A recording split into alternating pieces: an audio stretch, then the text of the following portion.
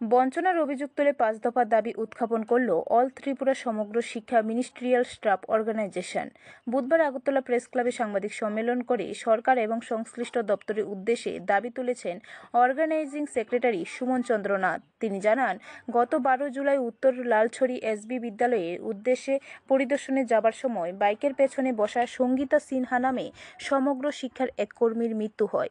তিনি সেদিন চলন্ত বাইক থেকে ছিটকে পড়ে যান। তার মাথায় গুরুতর আঘাত লেগেছিল। সাথে সাথে ধলাই জেলা হাসপাতাল থেকে জিবি হাসপাতালে রেফার করে আনার সময় মাঝপথে মৃত্যু হয়।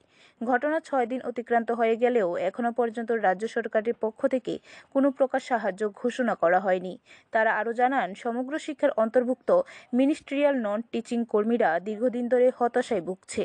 দেশের বিভিন্ন রাজ্যে মিনিস্ট্রিয়াল নন টিচিং কর্মীদের নিয়মিতকরণ করা হয়েছে, কিন্তু ত্রিপুরার কর্মীরা এই ধরনের সুবিধা থেকে বঞ্চিত হয়ে চরমভাবে হতাশাগ্রস্ত।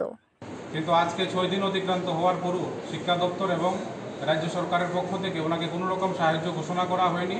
তার জন্য আমরা সংগঠনের পক্ষ থেকে ওনার পরিবারে একটি সরকারি চাকরি এবং 10 লক্ষ টাকা ক্ষতিপূরণ দেওয়ার জন্য অতি সত্বর রাজ্য সরকারের কাছে আহ্বান জানাচ্ছি।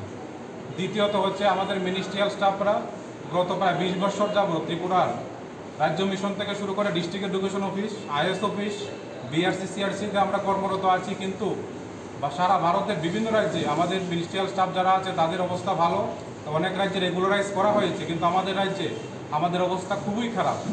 যে আমরা আজকে বিভিন্ন জায়গাতে সারা দিন রাত্রে অফিসে কাজ করার পরেও আমাদের যে বিভিন্ন দাবি দেওয়া সেগুলি পূরণ হচ্ছে না, এবং আমাদের যে স্যালারি সেটাও বছরে 400-500 টাকার মতো বৃদ্ধি হচ্ছে। সেই ক্ষেত্রে আমরা আমাদের পরিবারবর্গ নিয়ে আজকে গভীর উৎকণ্ঠায় আছি, এবং আগামী দিনে যাতে আমাদের সমস্ত দাবি দেওয়া মানা হয় এবং রাজ্য সরকারের পক্ষ থেকে একটা বিশেষ উদ্যোগ গ্রহণ করে আমাদের মিনিস্ট্রিয়াল স্টাফ যারা আছে তাদেরকে ভালো একটা অবস্থানে নিয়ে যাওয়া হয়। তার জন্য আমরা মূলত 5টি দাবি আপনাদের কাছে রাখছি। সেটা হচ্ছে, প্রথম দাবি হচ্ছে আমাদের প্রথম দাবিটা আমি আগে বলেছি যে স্বর্গীয় সঙ্গীতা সিনহা মহোদয়ের পরিবারের একজনকে অতি দ্রুত সরকারি চাকরি দিতে হবে এবং ওনার পরিবারকে এককালীন 10 লক্ষ টাকা আর্থিক ক্ষতিপূরণ দিতে হবে।